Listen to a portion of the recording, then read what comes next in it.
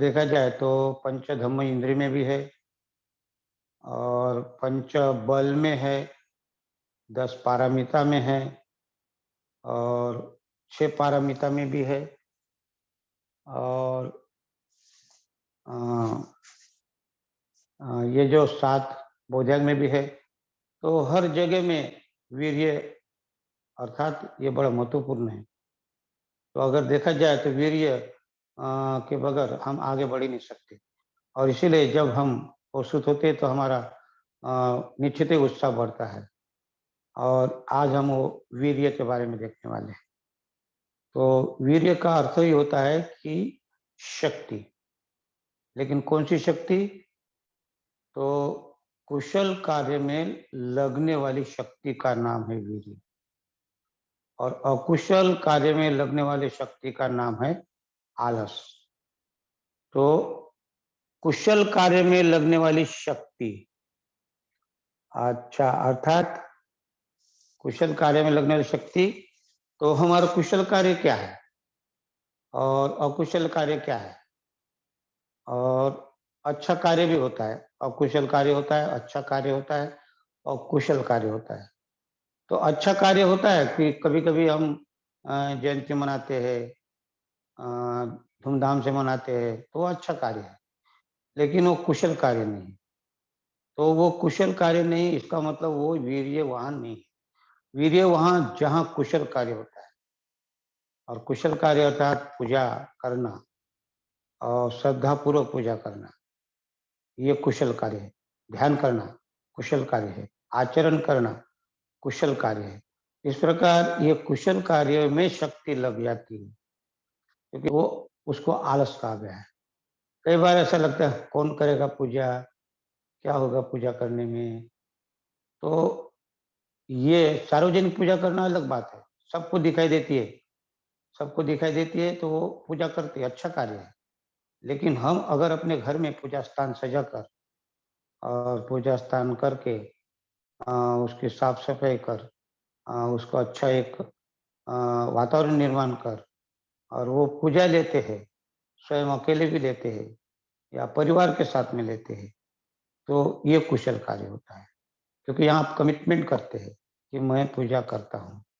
तो इसीलिए कुशल कार्य ध्यान करना, आचरण करना, ये कुशल कार्य में आता है।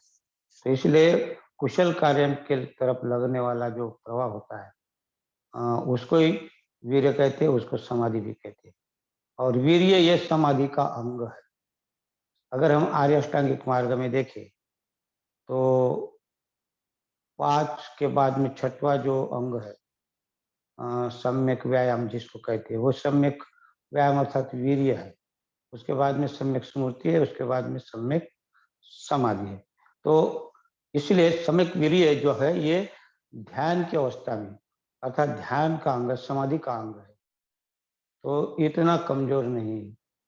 तो हमें इस वीर्य के बारे में हमें बहुत ही अर्थात इसमें जितनी श्रद्धा हमारी बढ़ती है और जितनी श्रद्धा जैसे-जैसे बढ़ती जाती है, तो वैसा-वैसा हमारे में वो वीर्य की निर्मित होती है, उत्पन्न होता है वीर्य। तो ऐसा वीर्य कहते हैं कि 4 प्रकार है उसके। ऐसा कहते हैं कि उसको पहला जो 4 जो प्रकार है उसमें ऐसा कहते हैं कि टालना और दूसरा कहते हैं भगाना, तीसरा है रक्षा करना और रक्षण करना या रक्षा करना और चौथा है उसको उत्पन्न करना, निर्माण करना। इस प्रकार ये 4 प्रकार वीर्य के में आते हैं। तो इसमें अगर देखा जाए तो भगाना और टालना, इसमें बहुत शक्ति लगती है। भगाना भगाना का अर्थ क्या होता है कि हमारे अंदर जो है, जो भी हमने अकुशल कार्य किया है, अभी तक जो भी हम कहते हैं ना सब पापस्य करना, जो जितने प्रकार के पाप है ना? तो उस प्रकार जितने भी हमारे इसमें अकुशल है, हमें पता नहीं है लेकिन जब पता चलता है, तो उसको हमारे अंदर है उसको बाहर करना, उसको निकाल देना, नष्ट करना। उसको कहते भगाना। अर्थात जो जो हमारे अकुशल है हमारे अंदर पहले से जो है, हमें जब पता चला कि हमारे अंदर है, तो उसको नष्ट करना, नाश करना, भगाना, बाहर करना। तो ये पहला काम है। तो जो जो भी अकुशल है, तो हम सुबह से लेकर शाम तक जो कार्य करते हैं, तो शाम को हमें चिंतन करना चाहिए, बैठना चाहिए कि मेरे में क्या क्या अकुशल है और क्या क्या अकुशल मैं मुझे मालूम नहीं है, और ये कहाँ से आया, कैसा आया। तो चिंतन करने से हमें पता चलता है कि मैंने यह अकुशल कार्य किया है, जमा किया है। तो इस प्रकार हमारे इसमें बहुत सारा अकुशल दिखाई देगा, ऐसा पता नहीं चलेगा। सुबह से लेकर शाम तक हमें तो लगता है हमने अच्छे से काम किए, और लगता है हर किसी को, मुझे भी लगता है। लेकिन जब हम सूक्ष्म, जब हम चिंतन करते, जागृति पूर्वक करते, तो हमें पता चलता कि हमने यहाँ यहाँ गलती की। कुछ गलतियां पता भी नहीं चलती, लेकिन अगर हम सजग रहे, जागरूक रहे, तो उसको निकाल सकते हैं। जैसे सुबह से लेकर शाम तक हमने किसी को कठोर बोला है, हमने किसी को डांटा है, हमने किसी चुगली चाली की है, हमने कुछ ऐसी व्यर्थ की बातें की है, और हमें पता नहीं चलता, घर परिवार से ही चालू होता है। तो कई बार हम भूलते, अनजाने में हमारी स्मृति नहीं रहती, और हम घर में बात बात में कुछ भी कठोर बोलते हैं, या कुछ किसी के बारे में चुगली करते, या किसी को डांट देते, बच्चों को, पत्नी को, जिसको भाई को, या माँ बाप को, किसी को भी हम। तो ये हमें होश नहीं रहता उस समय, हमें ऐसा लगता है कि हमने अच्छा कार्य किया, और उसमें हम ध्यान नहीं देते। इस प्रकार की जो बातें हैं, इसको भगाना चाहिए हमें। तो जब चिंतन करते हम, तो हमने किसको आज क्या कहा, और इसका कारण क्या था, गलती किसकी थी। तो इसमें अगर देखेंगे तो हमारी गलती रहती है, क्योंकि हम अजागरूक रहते हैं, और अजागरूक होने के कारण हमें पता नहीं चलता। इसीलिए उसको कहा गया है कि आप जागृति पूर्वक देखें, और ये ध्यान का हिस्सा है। जब ध्यान में हम बैठते हैं, तभी हमें पता चलता है कि हमने क्या किया, क्या नहीं किया। फिर हम समाज में भी देखते हैं, समाज में भी हमने बैठते हैं, तो समाज में हमने किस प्रकार की बातें की, या फिर धार्मिक वातावरण में भी जाते हैं हम, वहां भी देखते हैं कि हमने किस प्रकार का वहां हमने अपना कार्य किया। इस प्रकार हम अपने आप को देखने की कोशिश करना है, क्योंकि हम ऐसा कहते हैं कि हम कर्म के वारिस हैं। हम कर्म जब करते हैं, तो हमें पता नहीं चलता कि हम क्या कर्म किए, है ना। अगर वो होश पूर्वक किए, जागृति पूर्वक किए, तो हमें पता चलता है कि हम नहीं करेंगे। तो इसीलिए यहाँ हमें ध्यान देना है कि हमारे जो कर्म होते हैं, वो कर्म ही हमारा वारिस है। ये कर्म हमें उसका परिणाम देगा ही, आज नहीं कल, कहीं ना कहीं पर कर्म सिद्धांत है, कर्म जो नियम है, ये आपको हमको किसी को नहीं छोड़ता है। और इसीलिए ऐसा कहते हैं कि हम अगर कृति करते हैं कोई भी, तो उसका परिणाम होता है। और इसीलिए पहली गाथा कही है, मनो उपगमा गमा, क्या कहते हैं, मनस साचे पदुत्थे न। अगर हम दोष पूर्ण कार्य करते हैं, अगर हम हमारे जो कृति है, वो अगर बिना सोचे समझे करते हैं, अगर ना समझ से न अनजाने में भी कहते कहते हैं, तो उसका परिणाम होता है। और इसीलिए पहले कहते मनस साचे पद उठे न, अर्थात दूषित मन से जो कार्य करता है, उसको दुख होना ही है, उसका दुख है ना, उनको उसका परिणाम मिलना ही है। और मनस्साचे प्रसन्न न, मनस्साचे प्रसन्न न, प्रसन्न न माने निर्दोष मन, निर्दोष मन से जो कार्य करते हैं, तो उसका परिणाम सुखदायक होता है। तो ये जो दो बातें पहली गाथा में धम्मपद की दो गाथाएं में बताया कि अगर दूषित मन से कार्य करते हैं, तो उसका परिणाम आपको दुख दुख की तरफ ले जाने वाला है। और अच्छे कार्य करते हैं, निर्दोष मन से कार्य करते हैं, तो उसका जो आपका जो परिणाम है वो सुखद सुख की तरफ ले जाने वाला है। और इसीलिए हमें कृति कर्म हमें कैसा करना है, तो ये जागृति पूर्वक करना है। तो सभी बातें कर्म के ऊपर आधारित है। बुद्ध ने कर्म को बहुत बड़ा महत्व दिया है। बुद्ध ने कहा है कि कर्म हमारे वारिस है, हमारे वारसदार है। हाँ, तो कर्म को ईश्वर की जगह रखा है। बुद्ध ने कर्म को ईश्वर की जगह दी, ईश्वर को विदा कर दिया, ईश्वर को यहाँ से भगा दिया और उसकी जगह बुद्ध ने कर्म रखे और कहा कि कर्म मनुष्य कर्म करेगा वैसा आदमी सुख की तरफ जा सकता है या दुख की तरफ जा सकता है। तो इसीलिए कर्म ऐसा कहते हैं कि हम कभी-कभी अंधेरे में कहते हैं कि हमें तो किसी ने देखा नहीं, हम कृति कर लेते हैं, मन में सोचते हैं या किसी को भी हमें ऐसा लगता है कि हमने तो कर्म अच्छे किए, लोगों के सामने बताते, लेकिन आपने जो कर्म किया वो आपके जो वो प्रोजेक्ट हो गया है। जैसा कैमरे में एक कैमरा जो किया चालू किया उसमें सब कुछ आ जाता है। तो आपका जो कर्म प्रोजेक्ट हो जाता है, आपको पता नहीं चलता आपने मन में किए, काया से किए, वाचा से किए, मन से किए, वो प्रोजेक्ट हो जाता है। लेकिन हमें ऐसा लगता है कि हमें कौन देखा है? हमें कोई नहीं देखा है। तो बुद्ध कहते हैं यहाँ, "न अंत लिखे न समुद्र मज्जे, न पब्बतानं न विवरं पविश्य।" क्या कहते हैं? अगर तुम ये अंतरिक्ष में अर्थात आकाश, नभोमंडल, अंतरिक्ष में भी छुप जाओ या समंदर के गर्भ में, सागर के गर्भ में छुप जाओ या पर्वत के कंदर खाई में गुफाओं में जाकर छुप जाओ, न विद्यति सो जगति पदेशो, या इस संसार के जितने भी देश विदेश है, प्रदेश है, जहां भी है वहां भी जाकर छुप जाओ, तो भी बुद्ध कहते हैं यत्थितो मुच्छत पाप कर्मा, ये जो पाप कर्म है ये आपका वहां भी पीछा करता है। आप कहीं भी जाकर छुप जाओ, लेकिन ये जो आपके पाप कर्म है ये वहां भी पीछा करता है। और इसीलिए हमें ये ध्यान में रखना है कि हम जो कर्म करते हैं ये कर्म का परिणाम हमें मिलने वाला है। फिर अच्छा कर्म करे या गलत कर्म करे।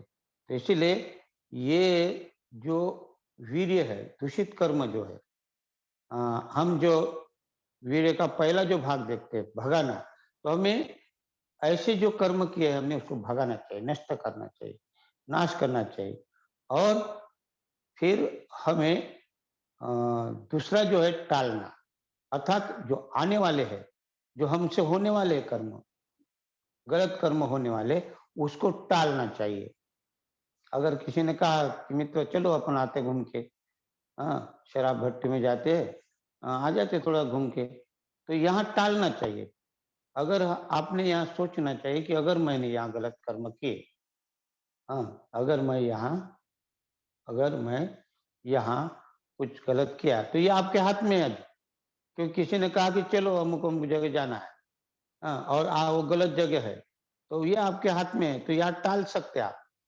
अर्थात गलत कार्य के लिए आप टाल सकते हैं, क्योंकि जो पहले से हुए बेहोशी में हुए उसको हम नष्ट करना है, भगाना है। और अब ये ध्यान में देना है कि फिर से मेरे से कोई गलत कर्म ना हो, मेरे से हिंसा ना हो, इसके लिए सजग रहना है, टालना चाहिए। मुझसे चोरी ना हो, इसके लिए सजग रहना है और टालना है। व्यभिचार हो, व्यभिचार को टालना चाहिए, सजग रहना चाहिए। या झूठ बोलने के समय में हो, हम बात बात में झूठ बोल देते हैं। आजकल तो मोबाइल में बहुत सारा झूठ बोल सकते हैं। कोई भी बात में अगर है तो कहीं ना कहीं हम यहाँ इस वाणी में पकड़ जाते हैं। अगर हम हिंसा भी नहीं किए, चोरी भी नहीं किए और व्यभिचार भी नहीं किए, इसके ऊपर हम बहुत ही अच्छा कार्य कर सकते हैं। अच्छा, उसमें हम निपुण भी हो सकते हैं। लेकिन कभी कभी वाणी जो है ये कहीं ना कहीं हमारी फिसल जाती है। और यहाँ ही हम थोड़ा-सा गड़बड़ा जाते हैं। इसलिए यहाँ हमें वाणी पर ज़्यादा ध्यान देना है। तो यहाँ टालना चाहिए कि मैं क्या बोल रहा हूँ? मुझे क्या बोलना है? आगे वाले को मुझे अभी क्या बोलना है? मैं बोलूँ तो क्या उसको ठोस तो नहीं पहुँचे, उसके मन को ठेस तो नहीं पहुँचेगी, उसका मन को दुःख दुःख तो नहीं होगा आगे के। तो इस प्रकार हमें यहाँ यहाँ जागृति पूर्वक या टालना चाहिए कि मुझे क्या बोलना है और क्या नहीं बोलना।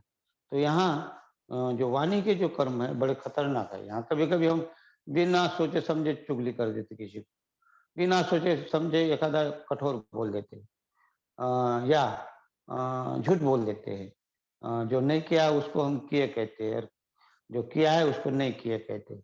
वो अनायास ही कहते हैं हम और हमें ऐसा लगता है कि हमने अच्छा उल्लू बनाया आगे आगे वाले को।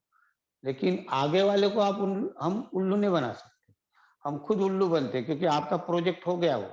आपके भीतर वो कर्म हो गया। इसलिए वाणी में हमें ज़्यादा ध्यान देना है।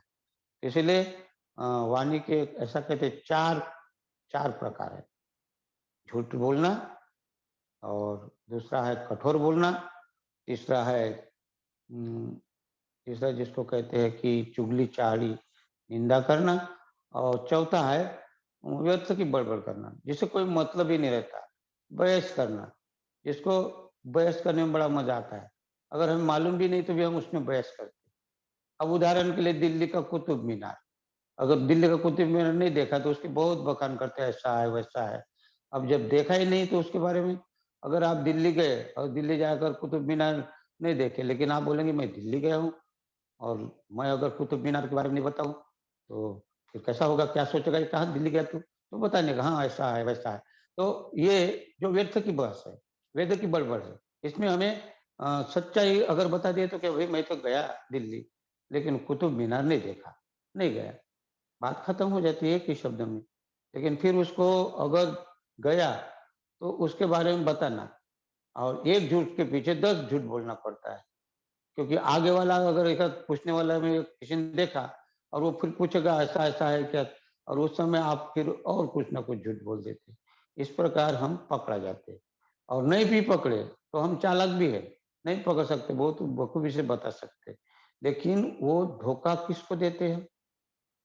तो खुद को धोखा देते हैं, स्वयं का धोखा होता है और इसीलिए यहाँ हमें टालना चाहिए। अर्थात झूठ बोलना, कठोर बोलना, चुगली करना और व्यर्थ की बड़बड़ करना या व्यर्थ की बातें करना, बहस करना। बस बहस करना अर्थात ये व्यर्थ की इसमें कैसा आता है जैसे कि हम कभी-कभी हम बड़े बौद्ध भी है तो क्या हो गया? तो कहते हैं हम ईश्वर नहीं हैं और दूसरा कहता है ईश्वर है। फिर यहाँ ही उलझ जाते हैं हम। और ईश्वर है, ईश्वर नहीं, ईश्वर है, ईश्वर नहीं। तो आप वो कहेगा ईश्वर के वो स्पष्टीकरण देगा बहुत सारे उदाहरण देकर और ये अनिश्वर के देगा बहुत सारे उदाहरण देकर। लेकिन हालाँकि किसका फ़ायदा हुआ दोनों में? दोनों में किसी का फ़ायदा नहीं। ईश्वर है बोलने वाला का भी फ़ायदा नहीं और जो ईश्वर नहीं है कहता उसका भी फ़ायदा नहीं है। क्योंकि ये दलील देने से इसका फ़ायदा नहीं है। क्योंकि नुकसान इसका ही है। इसकी जगह अगर उसने शांत रहा होगा, ध्यान किया होगा या वहीं बात की चर्चा समाप्त की भई इसके बारे में मैं ज़्यादा नहीं जानता, है ना? वो सारिपुत्र के साथ में जो अश्वजित कहता है ना कि मैं तो अभी भी नया भिक्षु बना हूँ, मुझे ज़्यादा जानकारी नहीं, कितना सटीक बोलता है। लेकिन सही बात बताई एक ही शब्द में, एक सार बता दिया बुद्ध धम्म का। हाँ, तो इसी प्रकार हमें यहाँ कुछ बातें टालना चाहिए और इसीलिए ये जो दूसरा जो भाग है, तो अकुशल जो भी है हमारे भीतर, जितना भी अकुशल है, उसके बारे में हमारे भीतर आने नहीं देना। हाँ, फिर हिंसा हो, चोरी हो, व्यभिचार हो, झूठ हो या नशापान हो। नशापान का अर्थ अर्थात शराब पीना, दारू पीना जिसको हम कहते हैं शराब या चरस या गांजा, आफू ये जो है, ये जो नशीली चीज़ें हैं, इसका सेवन करने से अ, हम संतुलित नहीं रह सकते, संतुलन बिगड़ सकता है। लेकिन इतना ही नहीं है, तो यहाँ हमें बहुत प्रकार की नशा होती है और हमें कभी-कभी अहंकार की नशा होती है, ईगो होता है हमारे में, ये भी एक नशा है।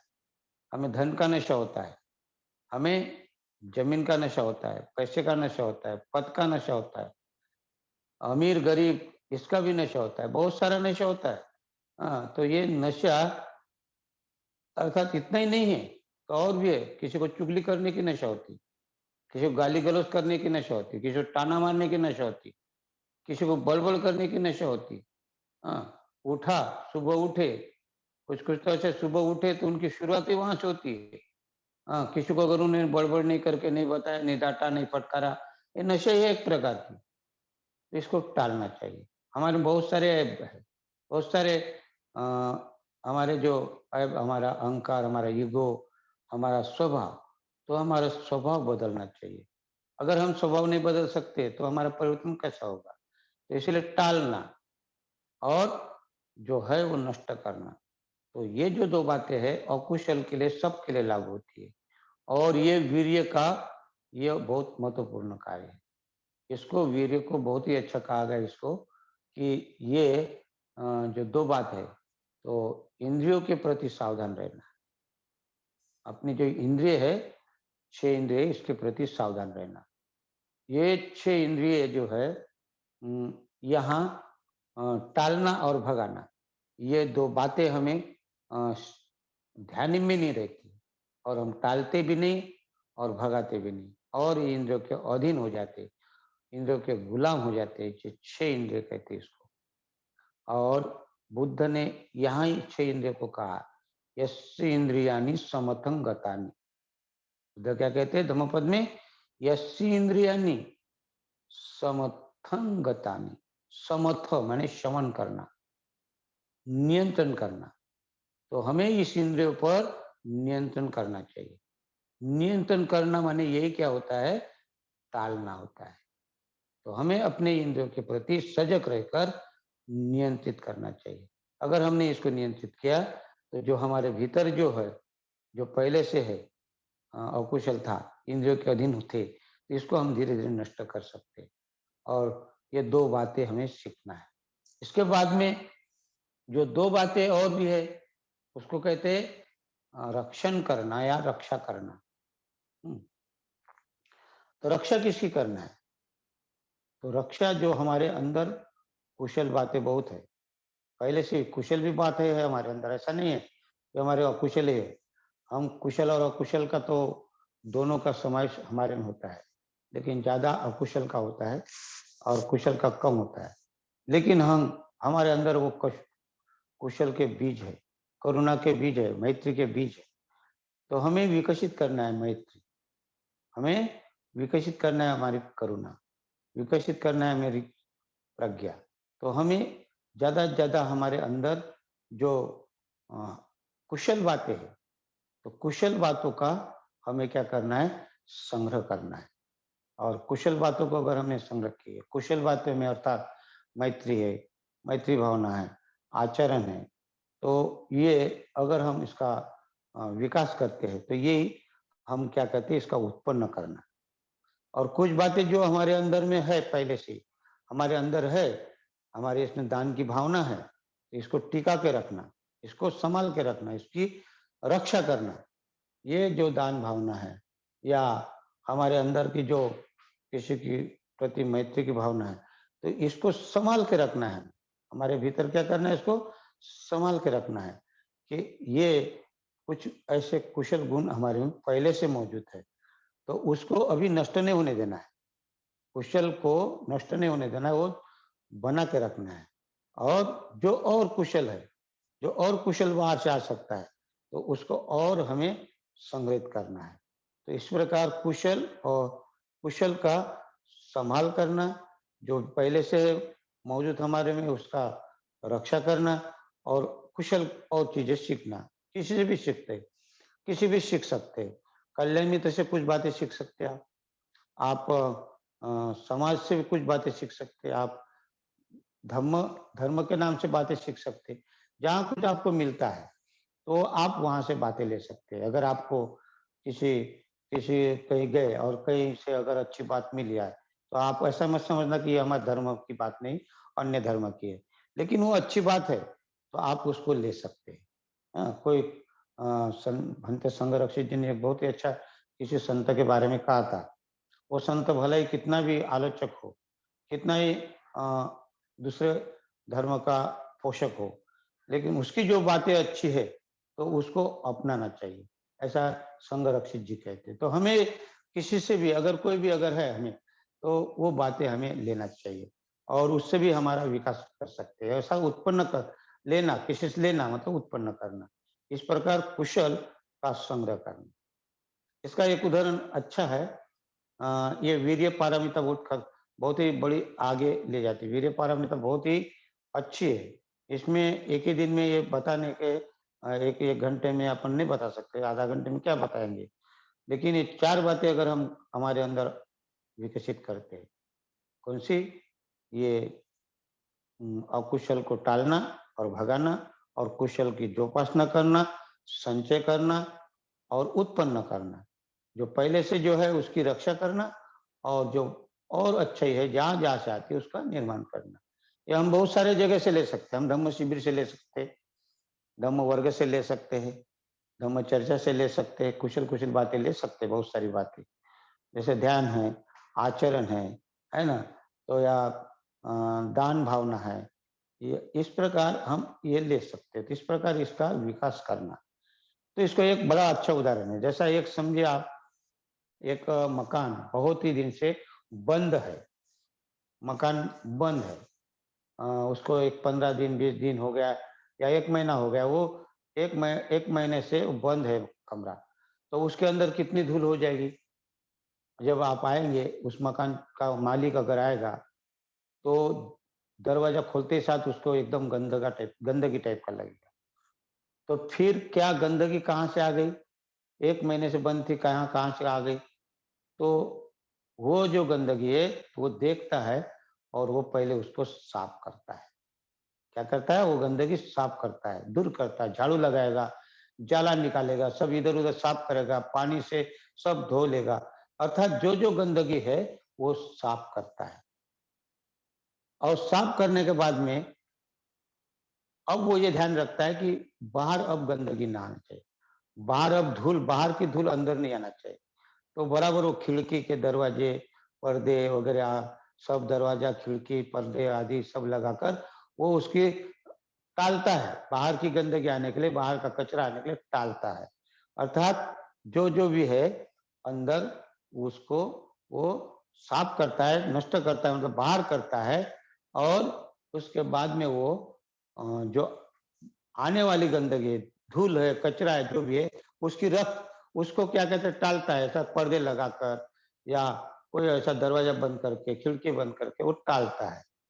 फिर साफ होने के बाद में वो जो-जो चीज़ें हैं, जो घर के अंदर चीज़ें हैं, तो उसको बहुत ही अच्छे से जगह से रखता है, साफ-सफाई करके रखता है और वो सजा के रखता है। कहीं धूल जमी रही थी साफ करता है और वो जैसा का वैसा उसकी रक्षा करता है अर्थात वो जहाँ-जहाँ जो-जो चीज़ें हैं, जिसकी ज़रूरत है उसको और अच्छा रक्षा करता है। और उनको लगता है कि इसमें और भी कुछ चीज़ों की ज़रूरत है, तो बाहर जाकर, बाज़ार में जाकर कोई अच्छी सुंदर कोई पॉट दिखा है, कोई फ्लावर पॉट दिखा है या कुछ चित्र दिखा है, कुछ कलाकारी दिखी है, तो उसको लगता है ये घर में अगर सजाएँगे, तो कितना अच्छा दिखेगा और घर शोभावान दिखेगा। इस प्रकार वो खरीद कर और घर को सजाता है।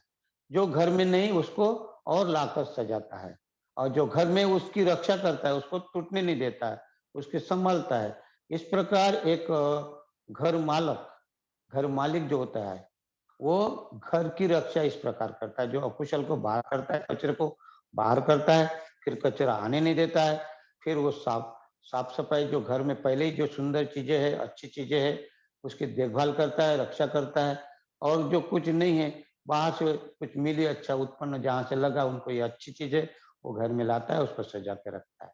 इस प्रकार ये 4 जो बातें हैं, ये वीर्य की भी बातें हैं। और फिर ये आदमी अ, वीर्यवान अर्थात कुशल कार्य में लगता है। तो इसी प्रकार ये कुशल कार्य के वीर्य के बहुत ही अच्छे उदाहरण दिए, 4 प्रकार के प्राणियों के उदाहरण दिए और प्राणी के उदाहरण जो देकर बताते हैं बुद्ध कि एक बैल जिस प्रकार है, तो सीधा चलता है, उसको एक बार मंजिल दिखा दो, फिर दूसरी बार उसके साथ में जाओ, बैलगाड़ी में बैठकर आपको कुछ बताने की जरूरत नहीं पड़ती, वो सीधा मंजिल तक पहुंचा देता है। तो वीर्यवान, इतना ये वीर्य निर्माण होने के बाद ये वीर्यवान भी टारगेट रहता है, उसका लक्ष्य रहता है कि मुझे उस बैल के समान मेरा मंजिल जो है निर्वाण, वहां तक पहुंचना है। ये वो अपने सामने टारगेट रखता है। फिर दूसरा उसका गुण विकसित करता है, वो घोड़े के समान, अश्व के समान। अश्व हमेशा तत्पर रहता है, हमेशा जब भी कहीं भी जाए तो वो मालिक अगर उनके पास रात को, आधी रात को भी गया तो तैयार रहता है। तो इसी घोड़े के समान, अश्व के समान ही वीर्यवान होता है। ये कभी डरता नहीं। बाबा साहब आखिर तक लिखते रहे। हाँ, निर्वाण प्राप्ति के पहले तक उन्होंने ये बुद्ध और उनके धम्म की प्रस्तावना लिखी। अर्थात ऐसे वीर्यवान आदमी कभी बैठता नहीं, चैन नहीं बैठता है। ये अश्व के समान, घोड़े के समान कार्यरत रहता है। ये उसका दूसरा गुण उसमें विकसित होता है। फिर तीसरा गुण जो है उसमें हाथी के समान है। हाथी, हाथी का जो है, हाथी जिस प्रकार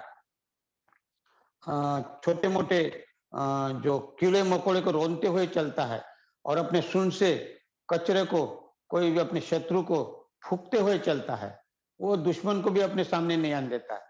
छोटे मोटे कीड़े मकोड़े को पैरों के तले रोनते चलता है, सूंड से हवा फेंक कर उससे जो है सामने के कोई छोटे मोटे जीव जंतु है उसको साफ करते करते, भूमि साफ करते करते चलता है। तो ये वीर्यवान, ये जो है हाथी की तरह यहाँ भी वो अपने जीवन में, अपने जीवन काल में जब भी कोई कार्य करने के लिए है, फिर घर का, परिवार का हो, समाज का हो या अन्य धार्मिक हो, वहां ये फूक फूक कर चलता है। और छोटे मोटे आलोचक अगर आ गए कोई, तो उसकी परवाह नहीं करता, चिंता नहीं करता। अपन कहते हैं ना, क्या कहते, हाथी चले बाजार, कुत्ते, क्या कहते, कुत्ते भूखे हजार और हाथी चले बाजार। लेकिन कुत्ते भौंकने से उसका कोई मतलब वो ध्यान नहीं देता। तो वो आलोचक ऐसे भौंकने वाले जो आलोचक होते हैं, निंदा करने वाले होते हैं, उसका वो परवाह नहीं करता है और वो आगे बढ़ते रहता है। ये वो गुण विकसित होता है उसका तीसरा, हाथी की तरह। अर्थात वो आलोचक जो भी हो उनके, वो किसी को नहीं डरता। निंदक, निंदक नीरे राखिए कहते हैं ना कबीर, तो वो उसका मन कोई भी विचलित नहीं कर सकता, इतना ये गुण उसमें हासिल होता है। और चौथा जो गुण है वो सिंह, लायन जिसको कहते हैं। लायन इस जंगल का राजा कहते हैं। ये भी अपना अवलोकन करते रहता है और राजा होने के बाद भी सारे प्राणी उसको डरते भी है।